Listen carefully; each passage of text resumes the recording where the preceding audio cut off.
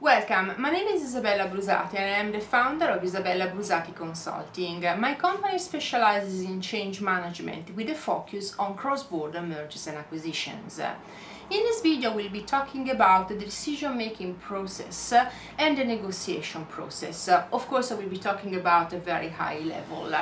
So what happens when a company decides to enter into a merger or into an acquisition? Well, fundamentally, the decision-making process is composed by 4 different phases.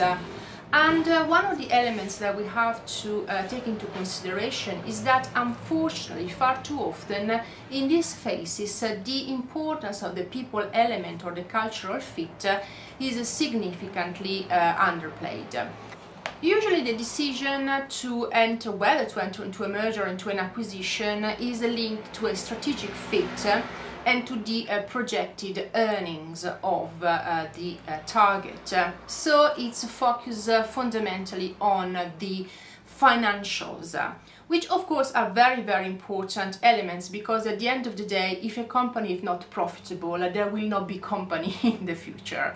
But as I said before, the people element and basically the cultural fit are usually extremely downplayed, which is a shame, because these elements most of the time actually play an active role in the failure of the deal. I've already explained in a previous video the reason why human resources department that is usually in charge of the people's part and the cultural fit doesn't have in most cases the gravitas to basically put these elements at the top of the agenda.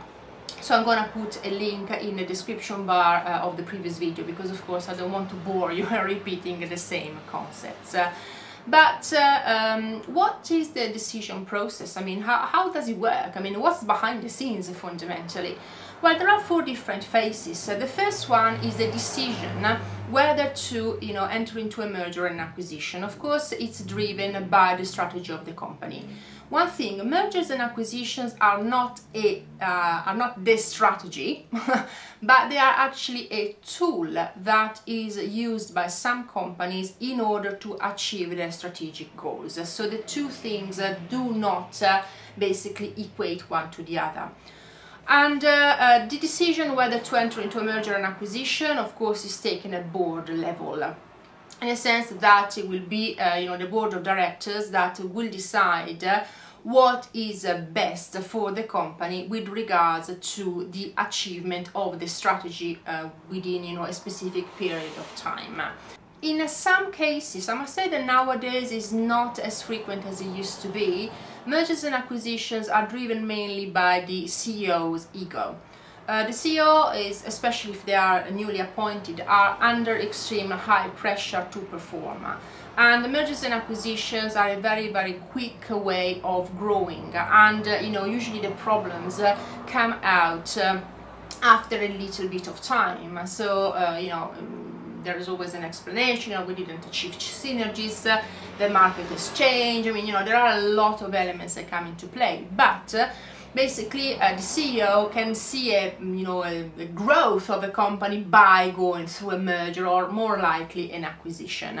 And most of the time, even if it comes out that that's not the best deal, the CEO tends to go ahead anyway, if his or her ego is actually driving the deal. These are the worst deal ever. It was much more common in the 80s, beginning of the 90s. Nowadays, especially because of the financial crisis or the problems that have hit the market, and also the fact that the shareholders are basically very vocal, CEOs tend to be much more careful in entering into a merger and acquisition if basically the only reason, or one of the main reasons, is actually ego-driven. That's not a good idea. So the first step in the decision-making process is actually taken at board level. What is our strategy? What are the tools to achieve the strategy? Merger or acquisitions actually can be a tool to achieve the strategy. Yes or no? If it is yes, let's go to the second stage. The second step is consists in identifying the targets. So basically, what are the companies that very likely are going to be the best fit for the acquirer strategy? Well, here, I mean, lots of people say, how do you go basically? It's not like going to the supermarket, you know, you buy stuff on the shelves. So how actually do you get to know what companies are, you know, suitable? Well, it's a mix here. In some cases, the CEO will already have in mind some targets that can be suitable. In some cases, there will be some discrete approaches of targets to see whether there are the conditions that may lead to a merger, to an acquisition. Take into consideration that the first two steps of this process are very confidential. Also because, especially if the acquirer and the target or both companies are floated on the stock market, the fact that this news is going, you know, to spread around may have a substantial impact on their share price, and therefore, you know, have an impact also to the cost of the deal. Also, at the same time, we have to be very careful because there is a human element. So basically, as soon as you know, the news that a merger and acquisition is going to go ahead, it's panic. So even at this stage, so when there is the identification of the target or the targets, there is a lot, but really a lot of secrecy. Usually the people that are involved at this stage are again a very, very high level, so very senior, and most likely, if you know, it's a wise company, these people will have to sign a non-disclosure agreement in order to preserve confidentiality. So, as we said, in some cases the CEO or actually the chairman or the board will already have in mind some of the targets, so potential targets. In some cases they will go to investment banks or actually to specialists in the market in order to identify potential targets. And in some cases actually can be a you know, one-off deal, so basically something that comes on the market and basically can fit the strategy of the company. So there is not one way to market, there are several. Taking into consideration that because of the secrecy of these operations, you know, there can be rumors, but we never know whether these rumors are true or not. The third phase is the due diligence, which is one of the most important phases in mergers and acquisitions. And actually it has the aim of investigating the target and to determine whether it is a good fit or not. This is a very, very problematic area with regards to mergers and acquisitions. Why? Because there is a very thin balance between gathering enough information and not gathering enough information. What does it mean? It means that during the due diligence, information about the target has to be gathered, and they actually have to encompass the whole entire business. It can go from not only the financial information, but also it can be ethic of the management, the skills of the people, the legal department, procurement, IT. So basically it encompasses all the different departments, but also it encompasses what is the soft side of the company, which is basically the cultural assessment. I understand that it's not easy to assess the culture of a company, whether it is you know, one or more targets. And there is this misconception that culture cannot be measured. It's actually incorrect. And I believe that the reason why there is this myth is because, unfortunately, human resources department in the past has not played a very active and strategic role. And basically this has created a misconception that culture is fluff, culture is not relevant, who cares, we can do it later, etc. So usually the cultural fit, which is actually one of the most important elements that we'll discuss in much more detail in future videos, is an aspect that is heavily neglected, even though the problems will start to creep in shortly after the deal is signed if the board decides to go ahead. Also, of course, the due diligence requires significant amount of money to be carried out. I mean, nowadays most of the data room is basically via in an electronic version, but still in most cases the senior management has to undertake some visits to the site or the sites, and this may create some rumors within the target and within the acquirer, because so what's going on, seeing such and such, even if you do it in a very discreet way, that's actually when rumors will start to creep in, and people will have a more objective element to evaluate whether a merger or an acquisition is going to go ahead. Because one thing is the senior management is in talks with someone for a deal. One thing is actually, I have seen such and such in the building running around, because probably a merger or an acquisition is going to go ahead.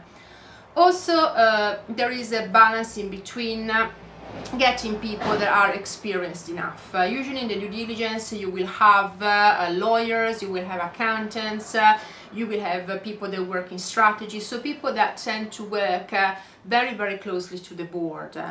But far too often there are not people, especially in the support functions, that are involved in this phase. I'm not talking only about human resources, I'm also talking about procurement, I'm also talking about IT, etc. And in far too many cases, the people that are involved in the due diligence, so the lawyers, the accountants, they are extremely experienced, don't have the skills and don't have the knowledge to deal with the aspects that are more they're actually linked to the what are called the support functions. So usually that's also another reason why these aspects tend to be neglected.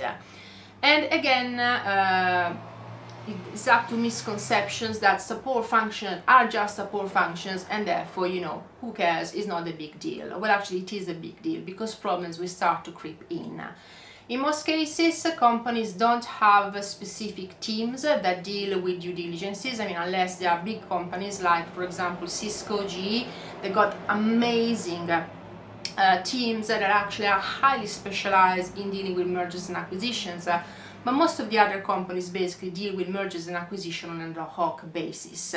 And you need to have people that are highly experienced and know basically what are their limits, and actually are able to call in people from the different functions to give their opinion on aspects that are linked, for example, to the culture, that are linked to how do we retain the talent, and so on.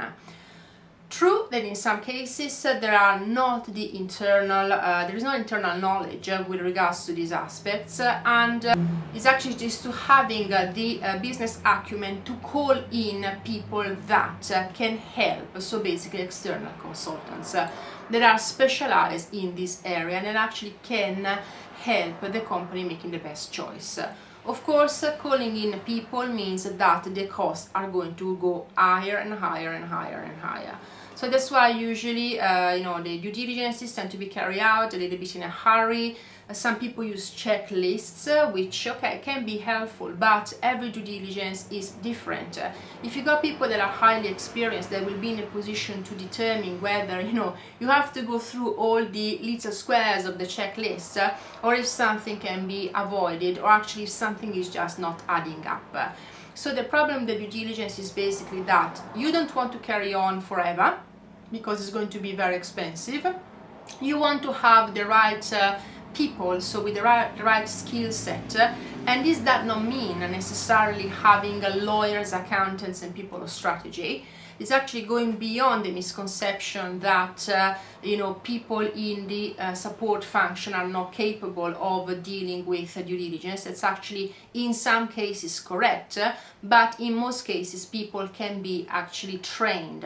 And if you cannot train them in a very short period of time, which is extremely unlikely, actually is calling in the consultants.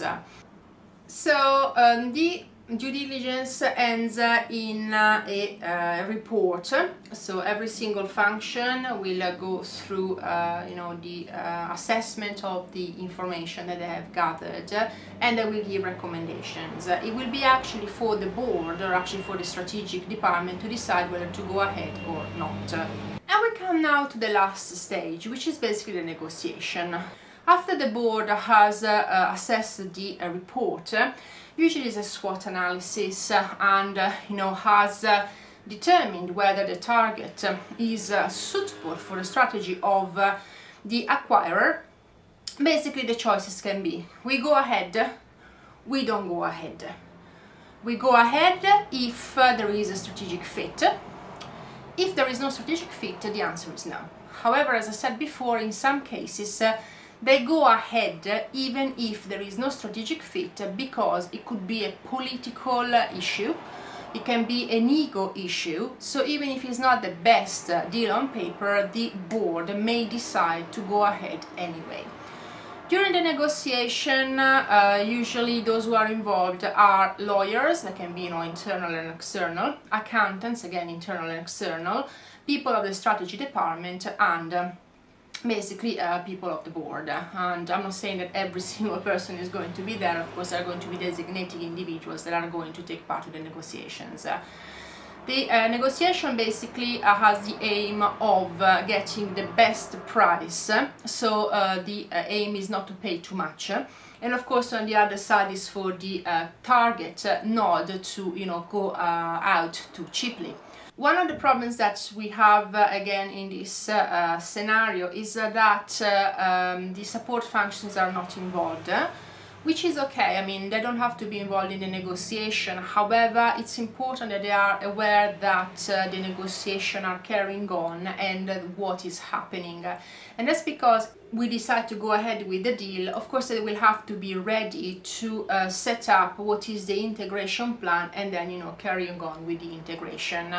More often than not, the support functions are not remotely involved in the negotiation stage, and actually they would know that the deal has been signed only literally after everything has happened, and at the very last minute. And this attitude contributes to the failure of the integration stage. There is a misconception that the integration is just an operational phase. It's actually not the case, because the integration, especially if the due diligence has not been carried out correctly, or actually if for example, the board has decided to go ahead even if there is no strategic, there are not synergies fundamentally, if it's more for political reasons, if it's more for ego reasons. Sometimes far too many companies get to the point of the negotiations, and because of the money spent and because the situation is so far advanced, they don't step out, they don't step away. And it's actually at the integration stage that all the problems will start getting, coming out. And most of the times, it's because the support functions, because that's when a support function usually step in, don't know how to do their job. In reality, it's not the case. I mean, in some cases, of course, this can be a contributing factor, and maybe, the integration is not carried out in the best way. But there is also an additional element that has to be taken into consideration, and it's actually how the due diligence has been carried out. If not enough information were gathered, if, for example, the deal is sloppy, people that were involved during the due diligence were not experienced enough, some problems have not been picked up, these are all issues that will come out at integration stage. So basically the main message is for companies to take into consideration also the support function during this first stage that will going to lead to the deal signing at a future stage. It's not a nice to have, it's actually a must have, especially with regards to the human resources. I find it quite striking that in some cases there are companies that acquire a specific target because of the skills of some individuals, and they don't do anything, but really anything to retain these people. And then actually they get surprised because after the deal is announced, these people actually are leaving, and they go basically to competitors and say, hang on, but I bought this company because of A, B, C, and D, and actually they are working for the competitor now. How come? And that's because in most cases they have not done anything to retain these people in the company. These things can sound very obvious, but I understand that during the four phases that we have assessed, the management may be focused on other issues that sound like they are a priority. However, if you want to achieve success when dealing with mergers and acquisitions, you have to do things differently. And actually you have to do things as the company that are very successful at these deals, like for example GE, like Cisco, doing what they are doing. I'm not saying that you have to replicate their systems, because no two deals are the same, but actually is to create a process that is taking into consideration and discovering what can go wrong. It may look like it's a waste of time and it's going to cost you more money, but at the end of the day, if you step out of a deal that can be absolutely a disaster before you put the signature on the piece of paper, and true, you may face the backlash of the shareholders, etc., etc., but if you can prove that the reasons why the reason that led you to make that choice to step out are sound.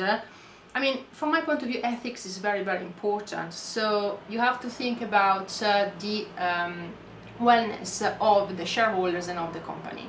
And if you don't take into consideration all the elements that are going to put the puzzle together, but you make a decision just based on 50% or 30% of the elements, that's actually making a very, very risky and also reckless decision.